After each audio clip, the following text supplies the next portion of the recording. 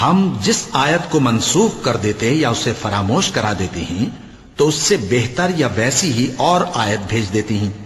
کیا تم نہیں جانتے کہ اللہ ہر بات پر قادر ہے؟ کیا تمہیں معلوم نہیں کہ آسمانوں اور زمین کی سلطنت اللہ ہی کی ہے اور اللہ کے سوا تمہارا کوئی دوست اور مددگار نہیں؟ مسلمانوں، کیا تم یہ چاہتے ہو کہ اپنے پیغمبر صلی اللہ علیہ وآلہ وسلم سے اسی طرح کے سوال کرو جس طرح کے سوال پہلے موسیٰ سے کیے گئے تھے؟ اور جس شخص نے ایمان چھوڑ کر اس کے بدلے کفر لیا تو یقیناً وہ سیدھے رستے سے بھٹک گیا۔ بہت سے اہل کتاب اپنے دل کی جلن سے یہ چاہتے ہیں کہ ایمان لا چکنے کے بعد تم کو پھر کافر بنا دیں، حالانکہ ان پر حق ظاہر ہو چکا ہے۔ تو تم معاف کر دو اور درگزر کرو یہاں تک کہ اللہ اپنا دوسرا حکم بھیجے۔ بے شک اللہ ہر بات پر قادر ہے۔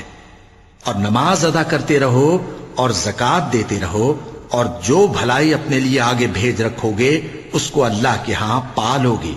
کچھ شک نہیں کہ اللہ تمہارے سب کاموں کو دیکھ رہا ہے۔